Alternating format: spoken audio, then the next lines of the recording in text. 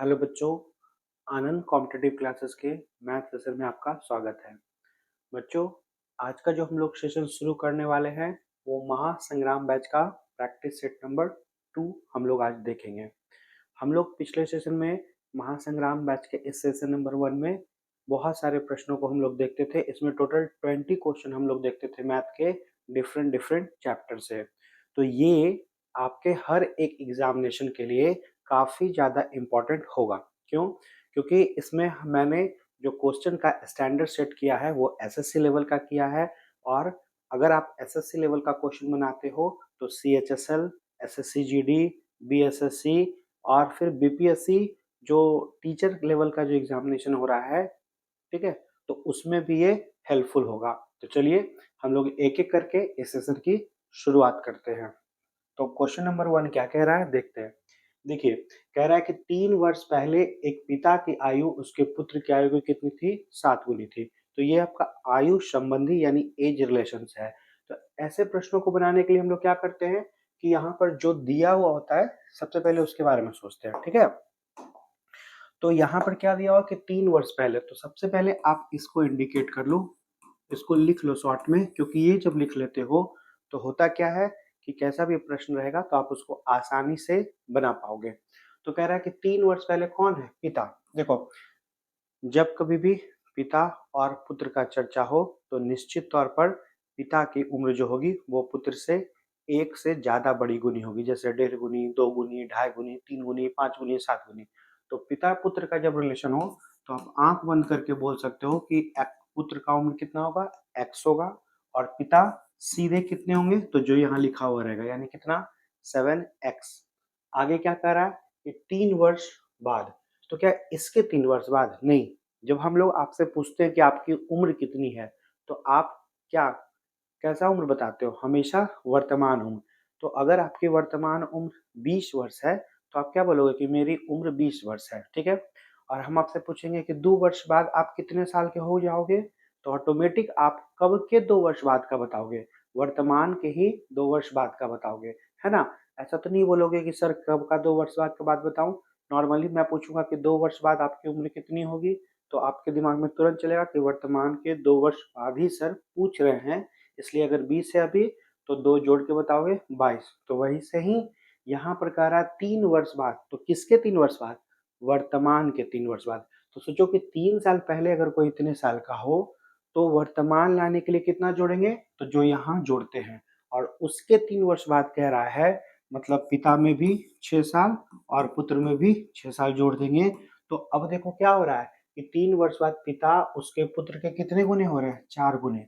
अब पिता चूंकि 4 गुने हो रहे थे तो इक्वेशन को इक्वल करने के लिए हम लोग इधर क्या करेंगे? 4 से गुना करेंगे। अब हल करेंगे तो 7x प्लस कितना? 6 किसके बराबर? 4x plus 24। अब आप इसको इजीली हल कर सकते हो। तो 3x का वैल्यू कितना? 18। तो x का वैल्यू कितना? 6। अब x का वैल्यू जब निकल जाएगा तो कोई भी मान निकाल सकते हो। क्वेश्चन में क्या कह रहा है? पिता और पुत्र की वर्तमान आयु। अब जरा देखो ये लिखने का क्या फायदा हुआ? आपको समझ में आ रहा है कि ये जो उम्र था वो कब का था? तो 3 वर्ष पहले का था। तो पिता की वर्तमान उम्र निकालने के लिए हमको इसमें कितना करंट जोड़ना पड़ेगा? केवल 3 को। और सन का उम्र निकालने के लिए x में भी 3 को जोड़ना पड़ेगा। और आपके पास x का वैल्यू है, यानी 7 × 42 दिन कितना? 45। और 6 दिन कितना? 9। तो इसका आंसर होगा ऑप्शन नंबर सी, यानी आपका 45 और 9 वर्ष। तो बहुत आसान था, बहुत इजी था। तो आप इसको नोट डाउन कर लीजिए और हम लोग बढ़ते हैं क्वेश्चन नंबर 2 की ओर। क्वेश्चन नंबर 2 क्या कह रहा है कि एक्स वाई जेड कैसी हैं? अभाज्य संख्याएं हैं, प्राइम नंबर है। देखो, प्राइम नंबर के बारे में जब आप पढ़ते हो तो जानते हो कि सबसे छोटी प्राइम संख्या क्या होती है? 2 होती है। अभाज्य संख्या सबसे छोटी 2 होती है। फिर 3, फिर आपका कितना? 5, फिर 7, फिर 11, फिर 13, इसी तरह से आगे बढ़ता है। और प्राइम नंबर जो होती है किसको कहते हैं? तो वैसी संख्या जिसका केवल 2 ही डिवीजर हो, 2 ही भाजक हो, है ना। 2 से ना तो कम ना तो ज्यादा, ठीक है। तो आपका बहुत सारी जितनी भी अभाज्य संख्या होती हैं तो आप जानते हो कि केवल 2 को छोड़कर जितनी भी आभाज्य संख्या होती है वो विषम होती है ना, वो ऑड नंबर होती है। और जब कभी भी आप 3 ऑड नंबर को जोड़ोगे, आप 3 ऑड नंबर को जोड़ोगे, है ना, ऑड प्लस ऑड, तो हमेशा एक ऑड नंबर ही आएगा। लेकिन यहाँ पर क्या कर था, 3 संख्याएं हैं और जोड़ने पर जो संख्या आ रही है वो 50 है। 50 कैसी संख्या है, तो सम है, इवन है। इसका मतलब क्या, इसका मतलब ये कि यहाँ पर ये x था, है ना, ये y था और ये z था। 3 में अगर ये जोड़ने पर 50 आता है तो निश्चित तौर पर इन तीनों में एक इकलौता सम संख्या कौन सा, 2 होगा। तो इतना तो कंफर्म हो गया कि इन तीनों में एक क्या होना है, 2। और देखो x का कैसा वैल्यू पूछ रहा है, मैक्सिमम वैल्यू, यानी x का मान कहाँ दिया होगा, यहाँ ऑप्शन में दिया हुआ होगा। ठीक है, तो अब तो पता चल गया इतना कि y और z में एक वैल्यू 2 है। हम मान लेते हैं कि z ही 2 है। ठीक है, अब अगर z 2 है तो इसका मतलब हमको समझ में आ रहा है कि आप जैसे ही उस z को वैल्यू उधर ले जाओगे तो बोलोगे कि x plus Y plus Z का वैल्यू अगर 50, तो x प्लस वाई का वैल्यू कितना, 48। अब आप सोचो, उस ऑप्शन को उठाओ कि उसमें से सबसे मैक्सिमम वैल्यू पहला कौन, अगर हम x का वैल्यू 43 पुट कर दें तो y का वैल्यू कितना होगा, तो y का वैल्यू यहाँ क्या, 5 होगा। और क्या 5 एक अभाज्य संख्या है, बिल्कुल है। इसका मतलब मेरा जो पहला मैक्सिमम वैल्यू लिया गया था वो सभी इक्वेशन को फुलफिल करता है। अतः इस प्रश्न का उत्तर क्या हो जाएगा, आपका ऑप्शन नंबर सी हो जाएगा। तो बहुत सिंपल था, बहुत आसान था। मेन इसमें यही था, बच्चे यहीं पर कंफ्यूज हो जाते हैं, तो जिसके कारण उनसे नहीं बन पाते हैं। हम जानते हैं कि 3 विषम संख्या मतलब कि जोड़ने के ऊपर विषम ही आता है, और अभाज्य संख्या सभी विषम होता है केवल 2 को छोड़कर। तो इसका मतलब कि सम लाने के लिए हमको एक कौन सा अभाज्य संख्या लेना पड़ता, अपने मन से फिक्स है कि 2 ही लेना पड़ता।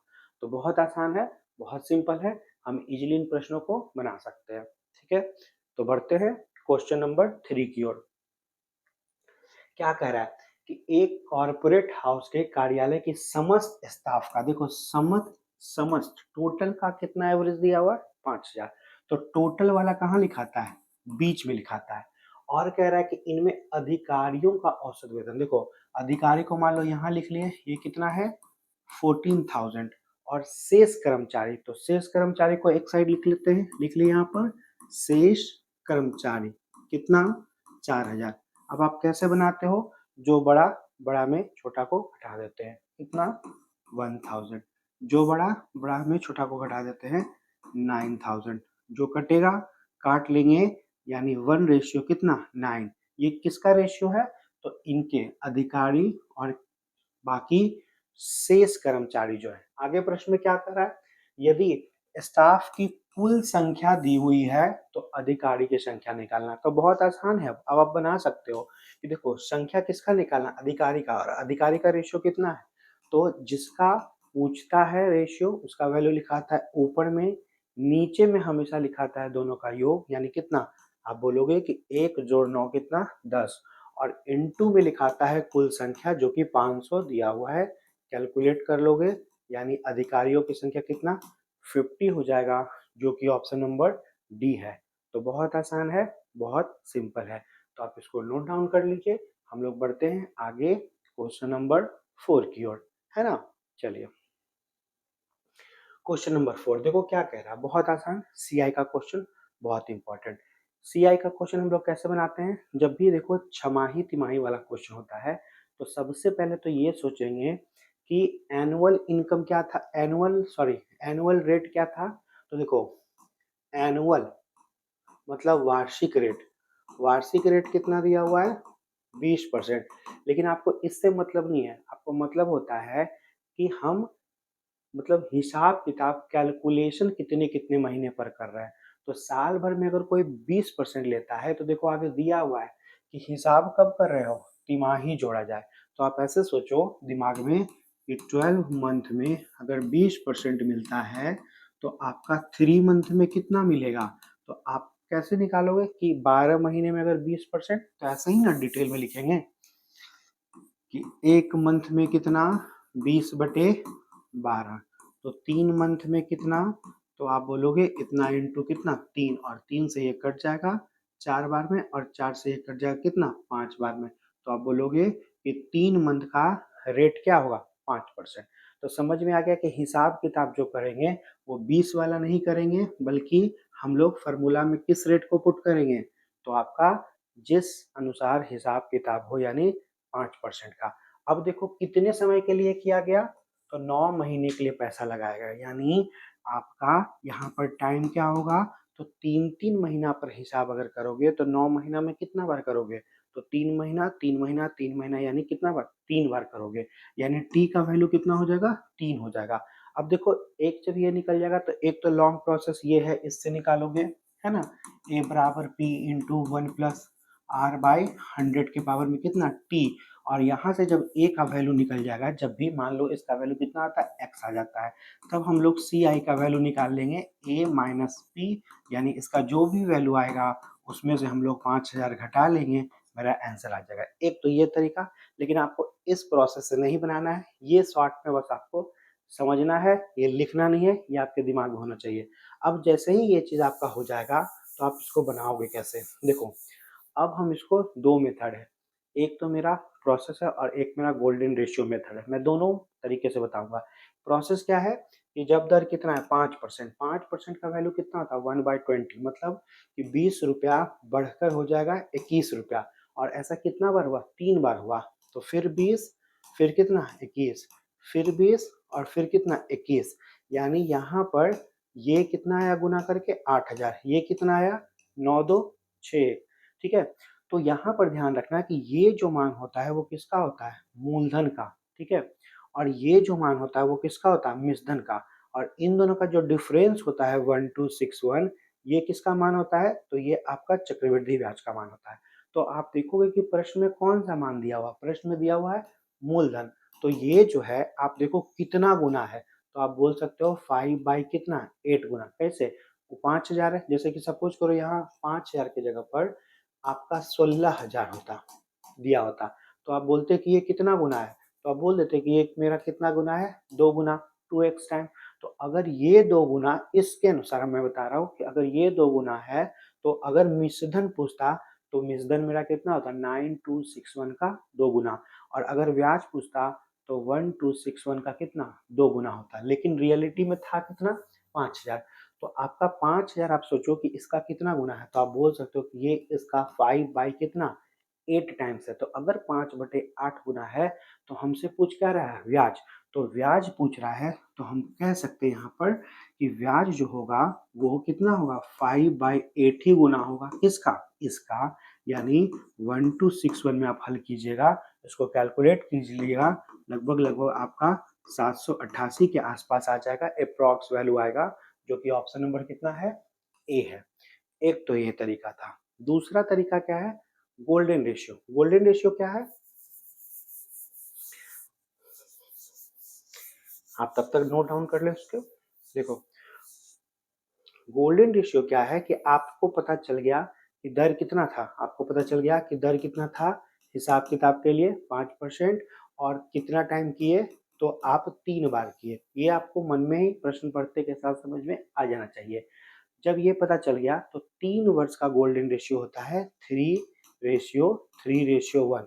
तो पहले क्या करोगे कि इसका आप कितना निकालोगे, कितना, यही 5% निकालोगे, तो निकालिए 5000 का 5%, आप जानते हो ये कट जाएगा तो कितना होगा 250, देखो ये मेरा ब्याज मिलेगा, ठीक है। अब 250 मेरा रुपया ब्याज मिल गया, तो इस पर कितना मिलेगा इसका 3 गुना, तो आपका टोटल ब्याज इसका 3 गुना मिलेगा, तो कितना हो जाएगा 250 250 250 कितना 750। उसके बाद अब क्या होगा, ये मेरा ब्याज था, और चक्रवृद्धि ब्याज में ब्याज पर ही ब्याज मिलता है, यानी फिर इस पर मिलेगा, तो इसका आप निकाल लीजिएगा कितना 250 का कितना, वही आपके दिमाग में चलेगा कि अब फिर 250 का कितना 5% निकालेंगे तो कितना 12.5 होगा, और इस पर भी गोल्डन रेशियो कितना मिलेगा, तो सेकेंड टाइम में 3 गुना, यानी इसका 3 गुना कितना आ जाएगा, तो आपका 37.5। अब देखो इसका जब 5% निकालोगे तो वो बहुत छोटा मान होगा, एक से कम होगा, आप इन दोनों को ही जोड़ो तो लगभग 788 सॉरी आप इन दोनों को ही जोड़ोगे तो कितना आ जाएगा 7 आपका कितना 87.5 यानी देखो ये 788 के करीब है। और आपको पता है कि जब इसका आप 5% निकालोगे तो आपका एक से भी कम मान होगा और एक से भी कम मान जो होगा जब उसका एक गुना करोगे तो एक से कम ही मान होगा। यानी आप एग्जैक्ट वैल्यू नहीं निकाल के भी आप अप्रॉक्स भी देखो कि किसके आसपास है तो आपका किसके आसपास ऑप्शन नंबर ए के आसपास। तो आप ऐसे भी इस प्रश्न को बना सकते थे। तीनों तरीका है लेकिन आपको बनाना कैसे, ये मेथड कब अप्लाई करेंगे जब फिक्स वैल्यू हो, ये मेथड कब अप्लाई करेंगे जब लगभग मान हो। ठीक है, मतलब प्रश्न में ऑप्शन में जो मान रहेगा वो दशमलव में रहेगा तो ऐसे बना लेंगे। ठीक है, तो दोनों तरीका आपके पास है, आपको जो अच्छा लगे। और आपको जहाँ दिक्कत होता है तो क्लासेस ज्वाइन कीजिए, वहाँ हम इन चीज़ों को डिटेल में पढ़ाते हैं, डिटेल में बताते हैं। और आपको वीडियो अगर अच्छा लगता हो तो काइंडली वीडियो को लाइक भी करें और अपने दोस्तों के बीच ज़्यादा से ज़्यादा शेयर करें ताकि हमको पता चले कि हाँ आपको वीडियो अच्छा लग रहा है। तो आपके लिए हम और भी नया नया वीडियो बनाते रहेंगे, है ना। तो चलिए हम लोग आगे बढ़ते हैं नेक्स्ट क्वेश्चन में, क्वेश्चन नंबर 5 में। आप इसको नोट डाउन कर लें।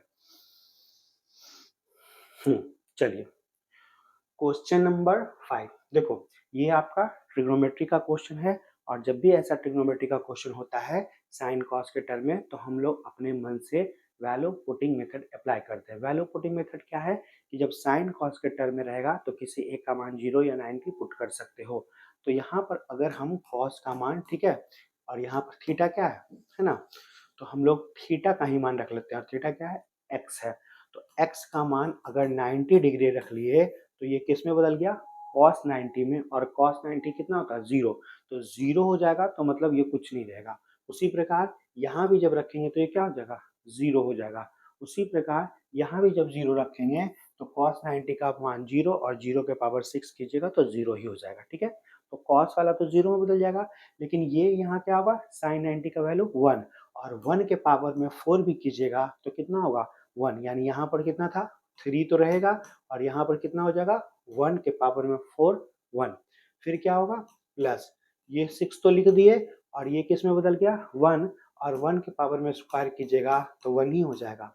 फिर 4 का 4 लिख देंगे और फिर 1 के पावर में आप कुछ भी करें तो 1 ही हो जाएगा। यानी 3 प्लस 6 प्लस 4 यानी मेरा आंसर कितना 30। तो देखो कितना आसान था वैल्यू पुटिंग मेथड से। ये चीज़ें कहाँ सीख पाओगे, तो हमारे क्लासेस में आप सीख पाओगे, नहीं तो हमारे वीडियो में भी सीख पाओगे।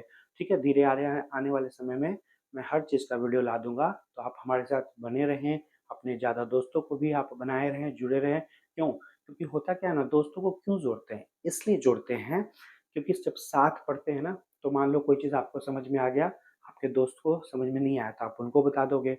वही कभी उनको समझ में आ गया, आपको नहीं समझ में आया तो वो आपको बता देंगे। तो एक ही टीचर से सारे लोग पढ़ोगे तब चीज़ें ज़्यादा समझ में आएंगी, है ना।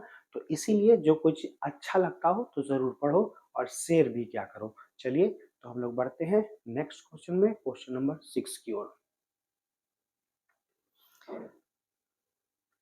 क्या कह रहा है क्वेश्चन नंबर 6 कि एक कमरे की भुजाएं, देखो कमरा है और भुजा क्या है 3 डायमेंशनल, ठीक है, इसका दिया हुआ। और उसमें इस साइज का क्या है, यहाँ पर घन है, घन की जगह पर यहाँ पर अगर क्यूबॉइड होता शायद टाइपिंग मिस्टेक हो तो अच्छा होता, मतलब घनाभ होता।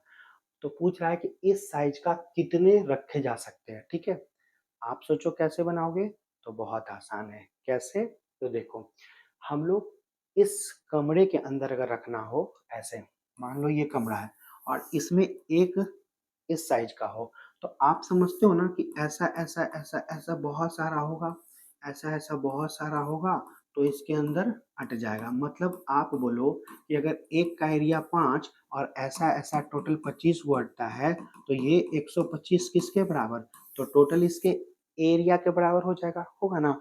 मतलब कि जो पत्थर का टोटल एरिया होगा वो पूरे इसके एरिया के बराबर। लेकिन यहाँ 3 डायमेंशनल है, मतलब पत्थर का जो वॉल्यूम होगा जो भी उसका होगा वो किसके, इसके बराबर। मतलब जितना जगह ये इसका होगा उतना ही जगह इसका होगा, दोनों इक्वल होगा। तो आप संख्या कैसे निकालते थे टाइल्स वाला में, आपको एक टाइप याद होगा, टाइल्सों की संख्या। टाइल्सों की संख्या कैसे निकलता था, जिसमें लगाना हो उसका क्षेत्रफल, लेकिन यहाँ पर क्षेत्रफल नहीं है, यहाँ पर वॉल्यूम है, यानी जिसमें लगाना हो उसका वॉल्यूम 2 इंटू 3 इंटू 4, और उसको क्या करते थे, एक टाइल्स के वॉल्यूम से भाग देते थे। ठीक है, मतलब वहाँ एक टाइल्स के क्षेत्रफल से भाग देते थे, लेकिन यहाँ 3 डायमेंशनल है तो तीनों को उससे भाग देंगे, यानी 1 बाई कितना 2, 2 कहाँ चल जाएगा ऊपर, 1 बाई कितना 3, 3 कहाँ चल जाएगा ऊपर, और 1 बाई 4, 4 कहाँ चल जाएगा ऊपर, नीचे में 1 1 1 रहेगा 3 बार, है ना। तो आप इसको हल कर लो, तो 2 तिया 6, 6 चौक 24, 24 दूनी 48, यानी 48 इंटू 12, अब इसको गुना करोगे 576 हो जाएगा, जो कि आपका ऑप्शन नंबर क्या होगा, ए होगा। तो बहुत ही आसान है, बहुत ही इजी है, हम आसानी से इन प्रश्नों को बना सकते हैं। तो चलिए बढ़ते हैं क्वेश्चन नंबर 7 की ओर। चलिए क्वेश्चन नंबर 7 क्या है, कह रहा है कि एक त्रिभुज है। कैसा त्रिभुज है, तो देखो ए है, बी है, सी है, और इसमें कह रहा है कि D E parallel B C, तो ये इसके क्या है, पैरेलल है। ठीक है, और आगे दिया हुआ है, क्या दिया हुआ है, देखो ये दिया हुआ है रेशियो, तो आपको इस रेशियो को पुट करो, यहाँ एडी क्या है, ये 9 है, ये 8 है, इसका मतलब ये टोटल कितना है, तो दोनों का योग, यानी आप देखो इसमें दो तरह का ट्रायंगल है, एक है छोटा वाला और एक है ब्लैक वाला। एक है आपका कौन सा, ये आपका ब्लैक वाला है ना, और एक इसमें क्या है, रेड वाला। ठीक है, तो होता क्या है कि दोनों देखो, ये दोनों ट्रायंगल सिमिलर है। कैसे सिमिलर है, तो आप जानते हो कि ये कोण इसके बराबर है और ये कोण इसके बराबर है, और ये तो दोनों में क्या है, कॉमन है। तो दोनों ट्रायंगल जब सिमिलर होता है तो उनके भुजाओं का रेशियो इक्वल होता है। ठीक है, तो ये सब चीज आपको आता होगा। चलो, तो हमसे पूछ क्या रहा है, डी रेशियो, देखो पूछ क्या रहा है, डी रेशियो बी सी। अब आप बताओ कि इसमें, आप बताओ कि इसमें डी रेड वाले ट्रायंगल में का भुजा है, तो इसका देखो भुजा कितना है 9, तो ये भी कितना होगा 9 ही होगा। और बीई क्या है, तो बी देखो ब्लैक वाले का भुजा है, तो यहाँ ब्लैक वाले बड़े वाले का भुजा कितना है 17, तो इसका भी कितना होगा, आपका ब्लैक वाले का कितना हो जाएगा 17 हो जाएगा, यानी इसका कितना होगा 9 और इसका कितना 17, यही मेरा आंसर होगा, जो कि आपका ऑप्शन नंबर ए सही आंसर होगा। तो बहुत ईजी है, बहुत आसान है, तो इसी तरह हम लोग जुड़े हुए रहेंगे और सीखते भी रहेंगे। ठीक है, चलिए बढ़ते हैं नेक्स्ट क्वेश्चन पे। नेक्स्ट क्वेश्चन क्या है, ए और के आय का अनुपात। देखो आप जानते हो कि आय में से व्यय घटाते हो तो क्या निकलता है, बचत निकलता है। उसी प्रकार आय में से हम लोग बचत को घटाते हैं तो क्या निकलता है, व्यय निकलता है। तो देखो किस टर्म में है, आपका ये दिया हुआ है, इनकम दिया हुआ है, और आपका क्या दिया हुआ है, प्रति माह इतना बचाता है, मतलब ये दिया हुआ है। तो क्या इसके बराबर कर सकते हैं, बिल्कुल कर सकते हैं, यानी इस टर्म में लिखेंगे। तो इनकम कितना 5x, दूसरे का इनकम कितना 4x, कितना बचाता है, ये भी 6000 और ये भी 6000, तो क्या रेशियो होता है 2:1। इसी को हल करना है, आप इजिली हल कर लोगे क्रॉस मल्टीप्लाई करके। तो देखो आप कर सकते हो, और 2 से जब इसको गुना करोगे तो कितना होगा 8x माइनस 12,000। अब आप x को एक तरफ लाओगे, नंबर को एक तरफ लाओगे, है ना, तो कितना 3x का वैल्यू 6000 हो जाएगा, तो x का वैल्यू कितना 2000 हो जाएगा। अब x का वैल्यू 2000 हो जाएगा तो हमसे जो पूछा जाएगा हम निकाल सकते हैं। हमसे क्या पूछा जा रहा है, a की आय, और a की आय कितनी थी 5x थी, यानी 5 दूनी कितना 10,000। तो बहुत आसान है, इसी तरह आप सभी प्रश्नों को बना सकते हैं। तो चलिए आप इसको नोट डाउन कर लीजिए। देखिए क्या कर रहा है प्रश्न, यदि 15 मेजों का लागत मूल्य कितना है, तो आपका दिया हुआ है 20 मेजों के विक्रय मूल्य के बराबर है, तो क्या कर रहा है, तो आप बताइए लाभ या हानि प्रतिशत, है ना। जब क्या हो, यहाँ कंफर्म कर रहा है तो उन पर हानि का प्रतिशत कर रहा है, तो आप जब कंफर्म हो, देखो जब कंफर्म हो, कंफर्म हो कि लाभ हो रहा है कि हानि। तो अगर कंफर्म हो क्या, लाभ प्रतिशत, है ना, तो लाभ प्रतिशत कैसे निकालना, लाभ, ठीक है, गुने 100 और बटे में, देखो लाभ में क्या होता है, छोटा मान होता है, ठीक है, तो मेरा क्या करेंगे, छोटा वैल्यू, मतलब जो भी दिया हुआ है इन दोनों में छोटा जो है उसको पुट कर लेना। और जब कंफर्म हो हानि, तो हानि प्रतिशत बराबर क्या होगा, हानि गुने कितना, 100 और बटे में बड़ा वैल्यू, ठीक है, बड़ा मान मतलब जो दिया हुआ है। अब यहाँ क्वेश्चन में क्या कह रहा है, उन पर हानि प्रतिशत बताएं, तो निश्चित तौर पर आप पुट कर सकते हो कि 15 बीजों का लागत मूल्य 20 बीजों के विक्रय मूल्य के बराबर है, तो हानि कितने का होगा, दोनों का डिफरेंस यानी कितना का, तो 5 का, पुट कर देंगे गुने 100 और बड़ा वैल्यू कितना, तो 20 काट लेंगे 4 यानी कितना, तो आप बोल सकते हो 25% का क्या होगा, हानि होगा, जो कि ऑप्शन नंबर कितना है, सी है। तो बहुत आसान है, बहुत सिंपल है, ये सब प्रश्न तो आपसे बन ही जाता होगा। बढ़ते हैं आगे नेक्स्ट क्वेश्चन में। क्वेश्चन नंबर कितना है, 10।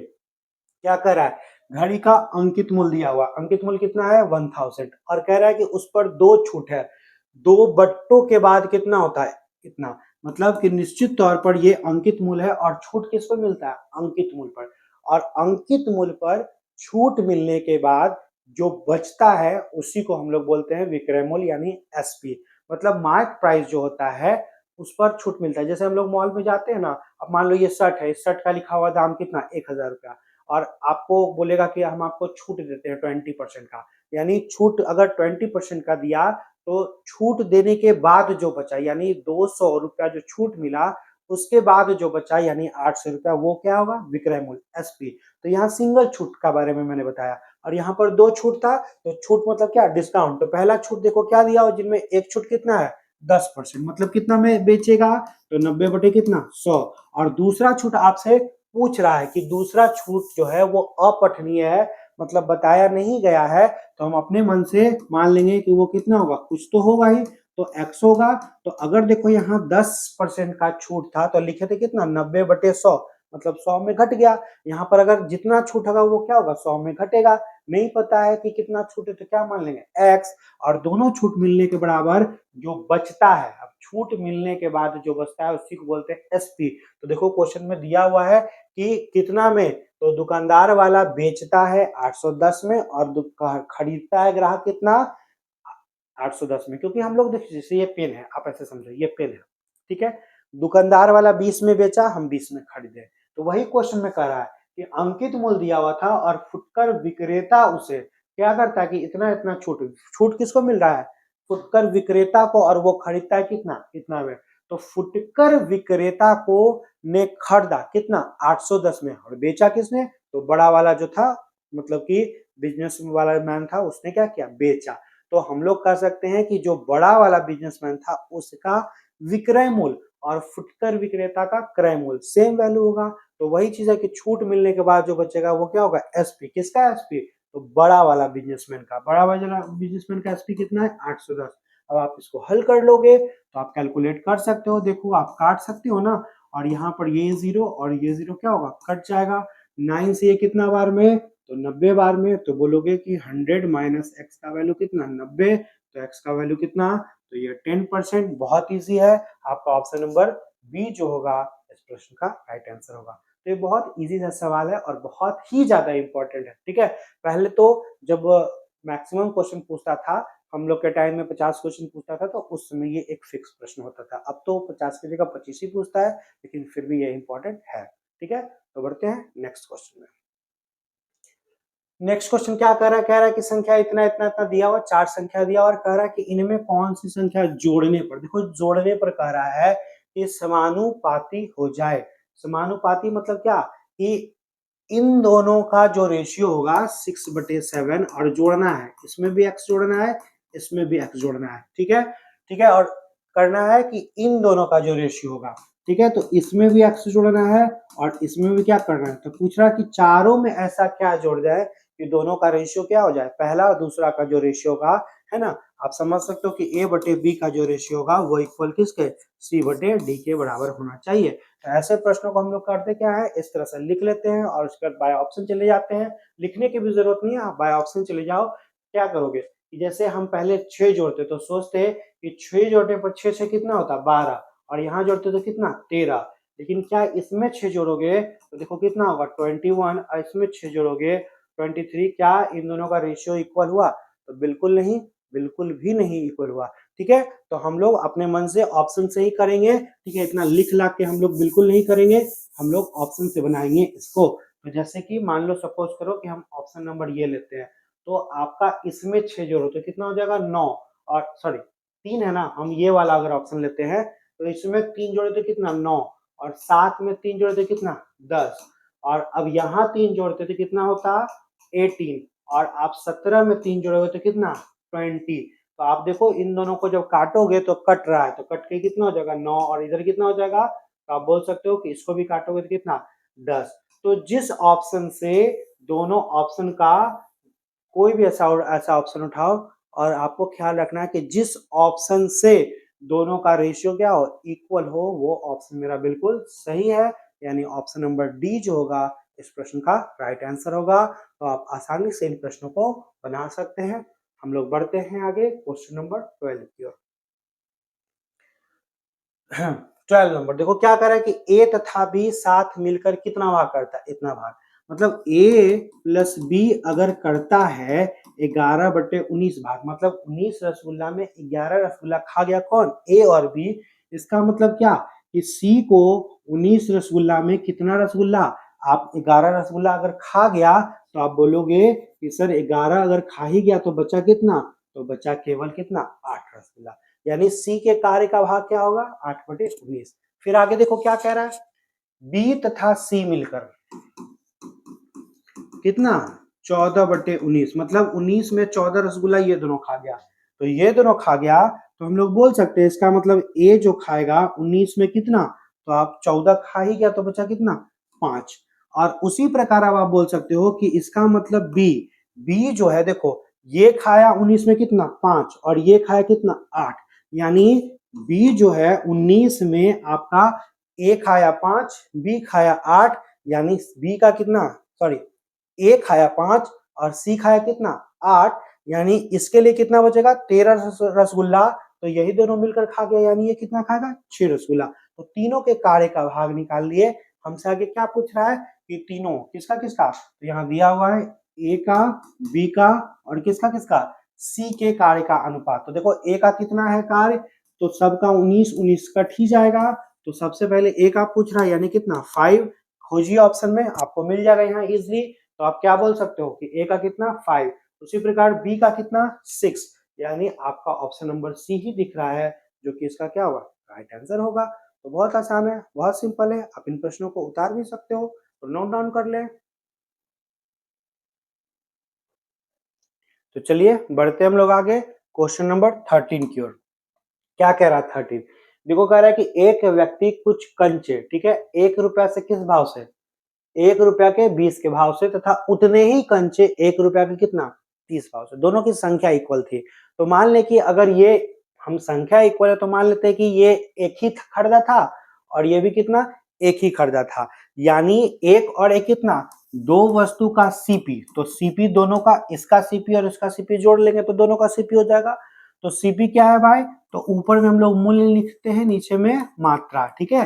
तो आप इसको जैसे ही कैलकुलेट करोगे तो कितना 600 हो जाएगा ना, आप कर सकते हो इससे कितने बार में, तो आपका कितना 30 और 20 कितना, ये 30 बार में और ये 20 बार में, यानी कितना 50/600। आप चाहो तो काट भी सकते थे, है ना।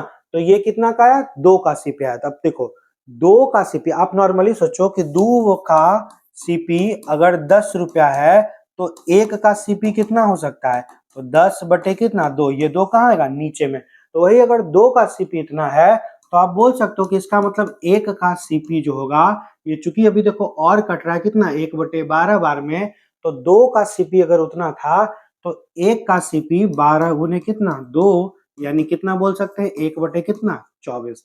ये क्या आया, एक वस्तु का सीपी आया, ठीक है। एवरेज कर देंगे तो वही होगा ना। अब क्या कर रहा है कि यदि दोनों प्रकार को मिला दिए तो कह रहा है कि उन्हें 1 रुपया के किस भाव से 25 के भाव से बेच दे। मतलब आप समझो कि अब जो है एक का एसपी क्या है, तो 1 बटे कितना 25। तो आप ऐसे समझो कि 1 रुपया में कोई 24 वस्तु खरीदता है और 1 रुपया में 25 यहाँ सॉरी मैंने गड़बड़ कर दिया, कितना है 25। तो आप ऐसे समझो कि यहाँ कोई खरीदता है 1 रुपया में 24, ठीक है, 1 रुपया में कितना खरीदता है 24, और बेच कितना रहा है 1 रुपया में कितना बेच रहा है 25 बेच रहा है। इसका मतलब खरीद रहे हो 24 और बेच रहे हो 25, तो लाभ होगा कि हानि? तो हानि ही होगा ना। खरीद रहे हैं 24 से सामान 1 रुपया में, अब बेच दे रहे हैं 1 रुपये में 25 सामान, मतलब हानि हो रहा है कितना, एक वस्तु का। तो हमको समझ में आ गया, इतना तो समझ में आ गया कि लाभ तो नहीं होगा, होगा क्या, हानि। हमको क्या पूछ रहा है, तो उसका हानि। और देखो सारा का सारा हानि किस में दिया हुआ, परसेंटेज में दिया हुआ है। तो आप जानते हो कि हानि प्रतिशत कैसे निकलता है, तो हानि प्रतिशत निकालता है कैसे, तो हानि। अब देखो खरीदे 24 बेच रहे 25, तो कितने का हानि, एक का, गुने कितना 100, और हानि में क्या होता है, बड़ा मान। तो 24 और 25 में बड़ा कौन, 25, 25 से कितना बार में, तो आप बोल सकते हो 4, यानी कितने परसेंट का, 4% का हानि होगा। जो कि यहाँ पर मान लो ये अगर ऑप्शन ए है, ठीक है, ये अगर बी है, तो ये अगर सी है, तो आपका ऑप्शन नंबर कितना हो जाएगा, तो आप बोल सकते हो कि ऑप्शन नंबर मेरा सी जो होगा इसका राइट आंसर होगा। तो आप इजिली आसानी से इस प्रश्न को बना सकते हो, बहुत इजी था, बहुत आसान था, हम इजिली बना सकते हैं, ठीक है। चलते हैं नेक्स्ट क्वेश्चन, ठीक है, नेक्स्ट क्वेश्चन पे चलते हैं। क्या नेक्स्ट क्वेश्चन कह रहा है, क्वेश्चन नंबर 14 कि मनोज ने 2 रेडियो कितना में खरीदा। देखो 6400 में कितना, 2 रेडियो खरीदा। इसको दो तरीके से बना सकते थे, ठीक है। पहला प्रोसेस क्या था कि अगर एक पर क्या हुआ, लाभ हुआ, और एक पर क्या हुआ, हानि। आप पढ़े हो कि जब एक पर लाभ हो और एक पर हानि हो और दोनों का परसेंटेज सेम हो, तो इसका मतलब ऐसे कंडीशन में पूरे सौदे में क्या होगा, हानि ही होगा। और हानि प्रतिशत बराबर क्या होता है, आर स्क्वायर बाय 100 होता है। इसका मतलब कितना, 6.25% का क्या होगा, हानि होगा। किस पर, पूरे सौदे पर, ठीक है। इसका मतलब आप ऐसे समझो कि पूरे सौदे पर क्या होगा, 6.25% का क्या होगा, हानि होगा। मतलब कि आप समझ सकते हो कि खरीद कितना रहा था 6400 में, और हानि हो रहा है यानी बेचेगा 93 पॉइंट कितना, इतना में। हम लोग परसेंटेज हटाएंगे तो कितना, नीचे में 100 हो जाएगा, दशमलव हटाएंगे तो आपका 2 जीरो और आ जाएगा। अब ये दशमलव खत्म हो गया, आप 2 जीरो काट सकते थे, और फिर 25 से कितना बार में, 4 बार में, और फिर इसको काटते तो 25 से ये कट जाता, कितना बार में आप काटो, तो 3 बार में 75, ठीक है। और फिर कितना बचेगा यहाँ पर 7 बार में और 5 बार में, और 4 से कितना बार में, 16 बार में, यानी 16 गुने 375 करोगे तो आपका आ जाएगा कितना, 6000। यानी आप समझो कि दोनों का, हम पढ़े ना कि हानि पर बेचने के बाद जो आता है उसको बोलते हैं क्या, विक्रय मूल्य। तो दोनों का अगर विक्रय मूल्य 6000 है, और क्वेश्चन में कह रहा है कि दोनों का विक्रय मूल्य क्या है, समान हो, तो दो वस्तु का एसपी अगर कितना 6000, आप बोल सकते हो ना कि दो का अगर एसपी 6000 है तो एक का एसपी क्या होगा, 3000 हो जाएगा। तो आप ऐसे भी बना सकते थे, एक ये मेथड हो जाएगा, ठीक है। दूसरा मेथड क्या था, आप इसको नोट डाउन कर लो, ठीक है, ये वाला तो फॉर्मूला पता है। दूसरा मेथड क्या है, देखो क्वेश्चन में कह रहा था कि दोनों का सीपी कितना, दोनों का सीपी 6400 है, इसका मतलब एक का सीपी एक्स मानते तो दूसरे का कितना 6400 माइनस एक्स, और कह रहा है कि एक पर 25% का लाभ होता है, यानी इसको बेचेगा इतना में 125 बटे 100 में, और दूसरे पर क्या हो रहा है कि हानि हो रहा है, कितने का 25% का, यानी कितना में बेचेगा 75 बटे 100 में। तो देखो ये भी बेच रहा है, ये भी बेच रहा है, और क्वेश्चन में कह रहा था, ध्यान देना क्वेश्चन में, कि जब बेचता है तो दोनों का विक्रय मूल्य क्या होता है, क्वेश्चन में कह रहा है कि दोनों का विक्रय मूल्य क्या है, समान हो जाता है। तो अगर समान हो जाता है तो एक दूसरे को क्या करेंगे, इक्वल कर लेंगे। अब आप कैलकुलेट कर सकते थे, 5 से 3 टाइम्स में, 5 से 5 बार में, तो कितना 5x का वैल्यू। अब इसको गुना नहीं करेंगे, इसी रूप में लिख लेंगे, क्योंकि इसको काटना ही है तो गुना नहीं करेंगे, वैसा ही लिख लेंगे, किसके बराबर, तो -3x। अब ये तो इधर आ जाएगा, तो 8x का वैल्यू 3 इंटू इतना, और अब हम इसको इजीली काट लेंगे 800 बार में, तो x का वैल्यू कितना आया, तो आप बोल सकते हो 2400। यहाँ x क्या है, तो x सीपी है, हमको पूछ रहा है विक्रय मूल्य, और विक्रय मूल्य कितना था 5/4 इसका। तो अब एसपी अगर निकालना हो तो एसपी बोल सकते हैं कि 2400 का कितना 5/4, और 4 से कितना बार में 600 बार में, और 600 गुने 5 कितना 3000। तो ऐसे भी निकाल सकते थे, ये थोड़ा लॉन्ग प्रोसेस था, ठीक है, बुकिश लैंग्वेज था। बाकी आपको बनाना है इसी तरीके से, ये ज्यादा आसान था कि जब एक बार लाभ हो एक बार हानि हो, ऐसे कंडीशन में हानि होता है, और हानि प्रतिशत बराबर कितना, आर स्क्वायर बाय 100। तो दोनों का हम एसपी निकाल लिए, और दोनों का एसपी क्या है, इक्वल है। तो 2 का एसपी अगर 6000 तो एक वस्तु का एसपी कितना 3000। तो बहुत आसान था, आप आसानी से इन प्रश्नों को बना सकते हो। बढ़ते हैं नेक्स्ट क्वेश्चन पे।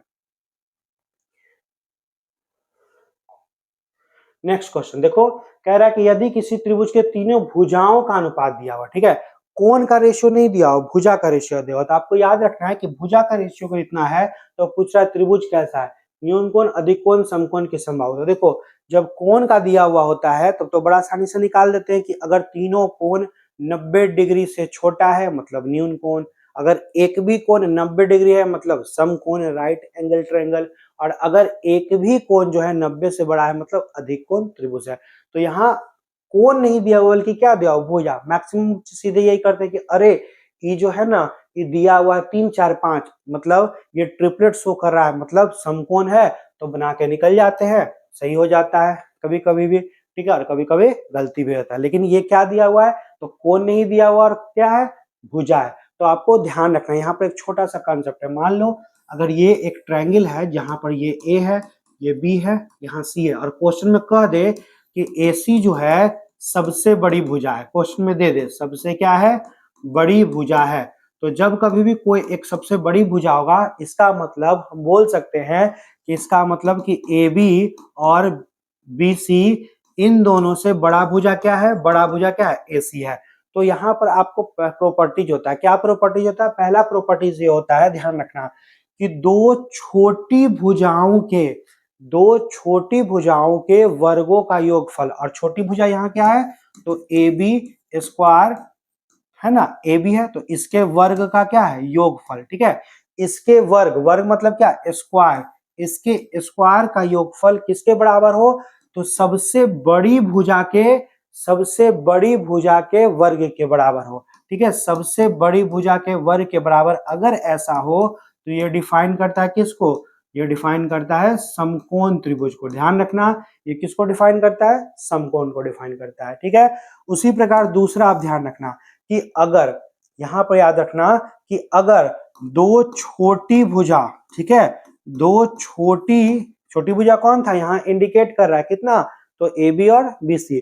तो दूसरा नियम कहता है दो छोटी भुजा के वर्गों का योगफल, ठीक है, इसका योगफल, वर्गों का योगफल अगर इससे बड़ा इसका वर्ग है, ठीक है। जैसे कि यहाँ देखो 3 का वर्ग कितना, तो 9, 4 का वर्ग कितना, तो 16, इन दोनों का वर्ग करके जोड़ लिए, और ये कितना, 5 का स्क्वायर कितना, 25। तो आपका यहाँ पे क्या हुआ, इक्वल हो गया ना, 3 का स्क्वायर 9 और 4 का स्क्वायर 16।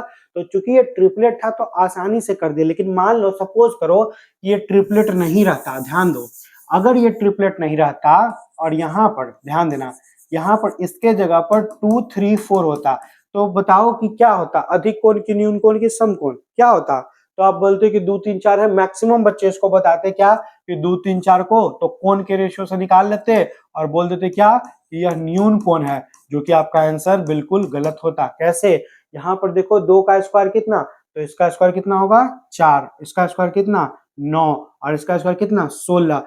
तो याद रखना कि दो छोटी से बड़ा जब ये होगा तो ये डिफाइन करता है किसको, ये करता है अधिक कोण को, इस चीज को ध्यान रखिएगा, ठीक है, किसको करता है, अधिक कोण को। और तीसरा रूल कहता है कि जब दो छोटी भुजाओं का वर्गों का योग जो है, वर्गों का योग तीसरी भुजा के वर्ग से अगर अधिक हो तो ये डिफाइन करता है किसको, तो अधिक कोण को नहीं बल्कि ये किसको डिफाइन करेगा, तो ये आपका न्यून कोण को। इस चीज का ध्यान रखिएगा, यही 3 नियम था। और लेकिन इस क्वेश्चन में चूंकि क्या था, ट्रिपलेट वैल्यू था, तो ट्रिपलेट वैल्यू से तो हम इजिली पकड़ लेंगे और बोल देंगे क्या, इस समकोण, ठीक है। लेकिन आप तीनों नियम याद रखना, क्योंकि इसके जगह पर अगर 2 3 4 दे देता तो आप मैक्सिमम बच्चे गलती बना के आते, 2 3 4 को देखते और न्यून कोण रंग के आते। लेकिन रियलिटी में इसका स्क्वायर कितना होता है 4, इसका स्क्वायर कितना 9, और इसका स्क्वायर कितना 16। तो आप देखो 9 4 13, इससे बड़ा क्या है ये, तो ये न्यून कोण नहीं बल्कि क्या होगा, अधिक कोण होगा। तो ऐसे ही आपको याद रखना है कि जब दोनों का इक्वल तो मेरा समकोण, और जब दोनों से बड़ा ये तो मेरा अधिक कोण, और जब यही दोनों इससे बड़ा होगा तो मेरा न्यून कोण। जैसे कि आप एक एग्जांपल का आंसर बताओ कि अगर इसके जगह ठीक है 4 5 6 होता, क्या होता 4 5 6। ये कैसा होता? तो हम लोग क्या करते हैं, 4 का स्क्वायर कितना 16, 5 का स्क्वायर कितना 25। इन दोनों को हल करते, आप हल करो, इन दोनों को आप जैसे ही हल करोगे तो कितना होगा, और आपका कितना 41 हो जाएगा। और इसका स्क्वायर करोगे कितना 36। तो देखो ये दोनों का योग इससे बड़ा हो गया है ना, ये दोनों का क्या हो गया, बड़ा हो गया इससे इससे, है ना। तो इसका मतलब इस कंडीशन में ये क्या होता, न्यून गुण होता। तो बहुत आसानी से इन प्रश्नों को हम बना सकते हैं, आप इसको नोट डाउन कर लो। बढ़ते हैं नेक्स्ट क्वेश्चन, क्वेश्चन नंबर 16 की ओर। क्या कह रहा है, बहुत इजी, a का 20%, ये तो सभी बच्चों से बन जाएगा। आप जानते हो कि परसेंटेज परसेंटेज कट जाएगा, 0 0 कट जाएगा, तो सीधे लिखोगे a बटे b का वैल्यू कितना 5/2। अब जो कहेगा उस अनुसार अरेंज कर लेंगे। कह रहा है कि b a का कितना परसेंट है, तो b का वैल्यू क्या है 2, ठीक है। b जो है वो a का मतलब कितना, a का वैल्यू कितना 5, का वैल्यू क्या गुना, कितना का मतलब क्या x% है। आपको यही कैलकुलेट करना है, यानी x का वैल्यू कितना, तो 20 दूनी कितना 40%, जो कि ऑप्शन नंबर कितना है बी इस प्रश्न का क्या होगा, राइट आंसर होगा। तो ये इजी था, सिंपल था। हम लोग बढ़ते हैं नेक्स्ट क्वेश्चन पे। नेक्स्ट क्वेश्चन क्या है, नेक्स्ट क्वेश्चन देखो क्या कर रहा है, 45 परिणामों का औसत इतना है, पहले 22 परिणामों का औसत इतना है, और फिर क्वेश्चन में कह रहा है कि फिर अगले 22 का औसत इतना है, 23वां परिणाम। आप में से मैक्सिमम बच्चे इसको लॉन्ग प्रोसेस से बनाते होंगे, बिल्कुल इसी तरह से, जिसमें बहुत वक्त लगेगा। ऐसे तो आपको कभी नहीं बनाना है, आप लोग ऐसे ही बनाते हो ना कि इतना में फिर क्या करेंगे 22 गुने 18 और प्लस फिर 22 गुने कितना 21, इसको घटा देंगे और फिर मेरा निकल जाएगा। ऐसा कभी मत बनाना। आपको करना क्या है, इसमें बहुत वक्त लगेगा, बहुत वक्त लगेगा। आपको करना क्या है कि सबसे पहले टोटल औसत लिख लेंगे कितना, तो 23। अब क्या करना, बस इतना देखना कि दोनों छोटा छोटा वाला संख्या जोड़ने पर इससे क्या कम आता है, तो बिल्कुल कम आता है। यहाँ पर 22 है और यहाँ पर 22 है, तो 22 22 को जोड़ेंगे 44, उससे कम आता है। तो जब भी कम होगा तो अब आपको क्या करना है, पहला वाला देखो इसका एवरेज ध्यान देना है कि इससे क्या है, ये कम है, तो जब कम रहेगा तो जोड़ना है, तो यहाँ पर क्या करेंगे प्लस करेंगे। अब देखो कि एक संख्या में कितना का कम है, 5 कम है, और टोटल कितना संख्या है 22, यानी जोड़ेंगे कितना 22 गुने 5।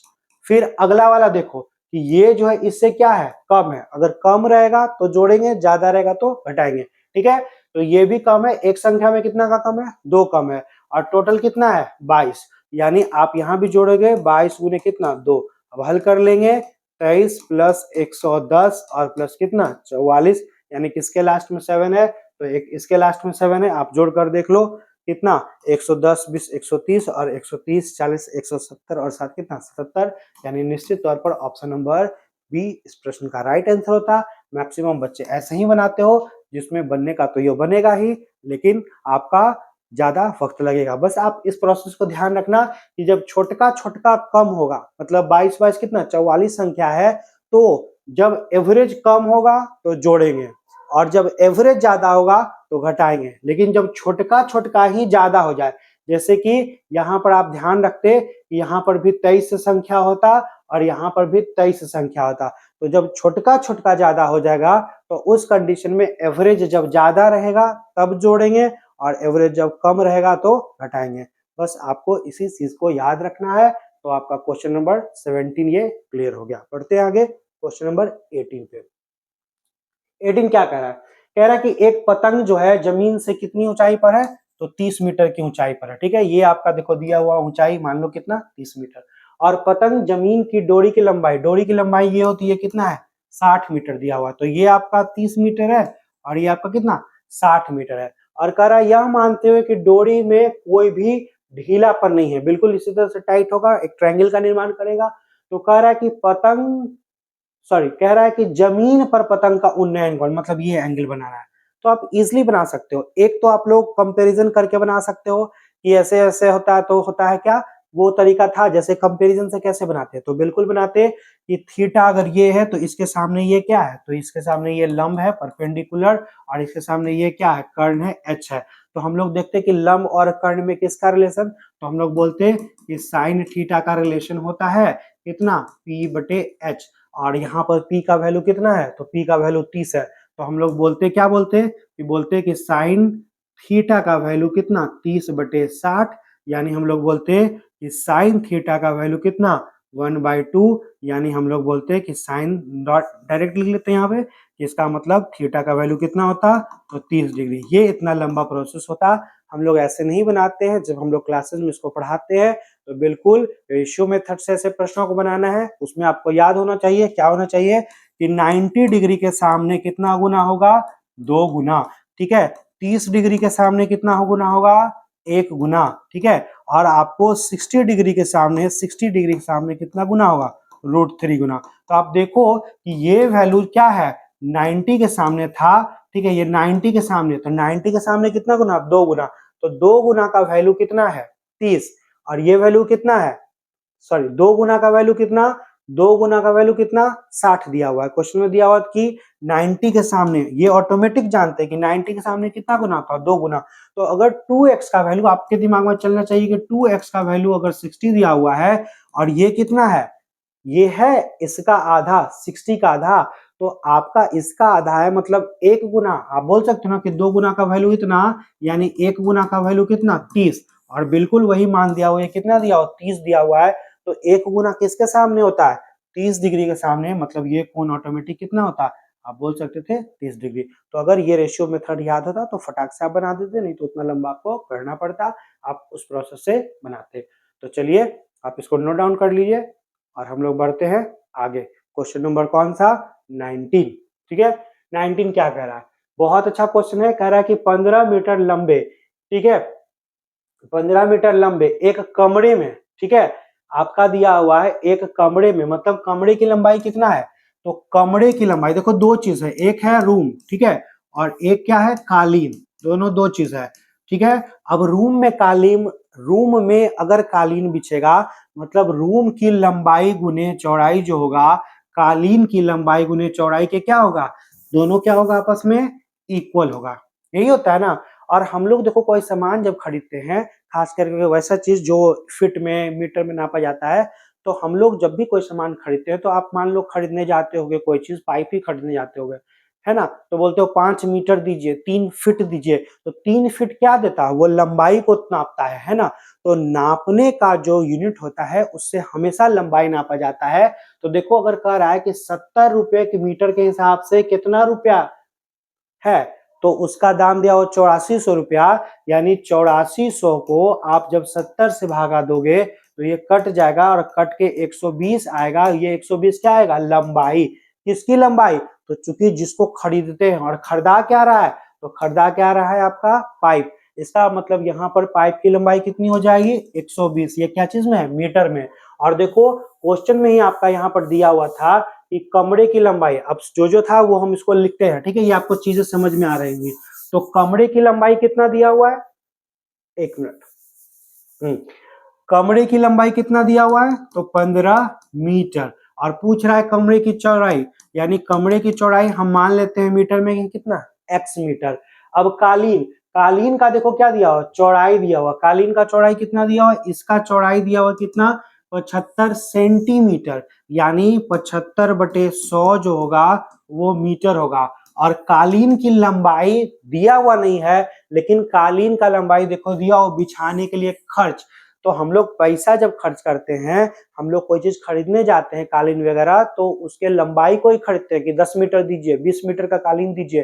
तो अगर मान लो इतना रुपए के हिसाब से इतना खर्चा निकला, यानी हम लोग बोल सकते थे कि कालीन की लंबाई कैसे निकलेगा, तो आपका 8400 बटे कितना, 70, ये कट जाएगा और ये क्या चीज में, मीटर था, यानी कितना, 120 मीटर। यानी आपको समझ में आ गया कि कालीन की लंबाई कितना है, 120 मीटर। तो अब हम लोग प्रश्न से जानते हैं कि दोनों का एरिया क्या होगा, इक्वल होगा। कर लीजिए, तो 15 इंटू एक्स का जो मान होगा वो 120 इंटू 75 बटे कितना, 100 हो जाएगा। ये कट जाएगा कितना, 3/4 में, और 4 से कितना, तो 30 टाइम्स, और 15 से कितना, 2 टाइम, यानी x का वैल्यू कितना, 6 मीटर मेरा आंसर होगा, जो कि ऑप्शन नंबर सी जो है इस प्रश्न का राइट आंसर है। तो बहुत इजी, बहुत सिंपल है। और इसमें अच्छे अच्छे बच्चे क्या होते हैं, समझ में नहीं आता है कि किसका क्या दिया हुआ, किसको किसके साथ पूरा करे, तो गलती हो जाता है।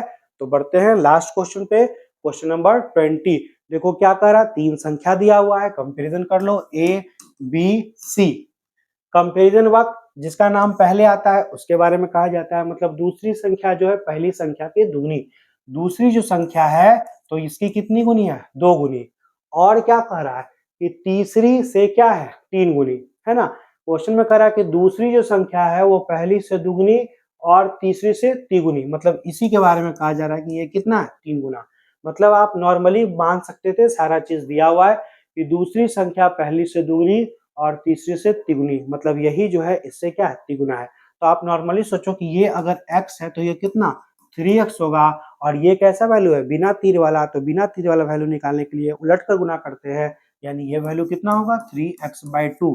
अब अगर रेशियो में निकालना होता तो ये दो इसमें गुना होता, इसमें गुना होता, यानी ये कितना 3x हो जाता, ये 6x हो जाता और ये कितना 2x हो जाता। और तीनों का औसत दिया हुआ तो हम लोग क्या निकाल सकते हैं, योग। तो जोड़ लीजिए, तीनों को जोड़ेंगे किसके बराबर, 3 इंटू 88 के बराबर। जोड़ लेते हैं कितना, 11x का वैल्यू 3 इंटू 88 होगा, इसका मतलब x का वैल्यू कितना, तो आपका कितना 8 बार में तो कितना 24। अब अगर x का वैल्यू 24 होगा तो पूछ रहा है सबसे बड़ी संख्या, कैसी संख्या पूछ रहा है, सबसे बड़ी संख्या कौन है, 6x है, यानी आपका जो बिगेस्ट होगा 24 गुने 6 हो जाएगा, यानी ऑप्शन नंबर बी, सॉरी अगर ये बी है, अगर बी ये है तो ये क्या है, सी है। ऑप्शन नंबर सी जो होगा इस प्रश्न का राइट आंसर होगा।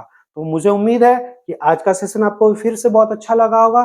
तो काइंडली अगर आपको सेशन अच्छा लगता हो तो इस वीडियो को लाइक भी करें और काइंडली मैक्सिमम लोगों के पास शेयर करें, तभी हमको पता चलेगा कि हाँ आपको पसंद आ रहा है, तो आप शेयर कर रहे हैं। तो अगर आपको पसंद आएगा तभी तो हम आपके लिए और ज़्यादा मेहनत करके आपके लिए बहुत सारा वीडियो ला सकते हैं, जो कि आपके लिए बहुत ही बेनिफिशियल होने वाला है। ठीक है, तो चलिए तब तक के लिए गुड नाइट। लाइफ में खुद खूब आगे बढ़िए और जिंदगी में खूब तरक्की कीजिए। Okay, thank you.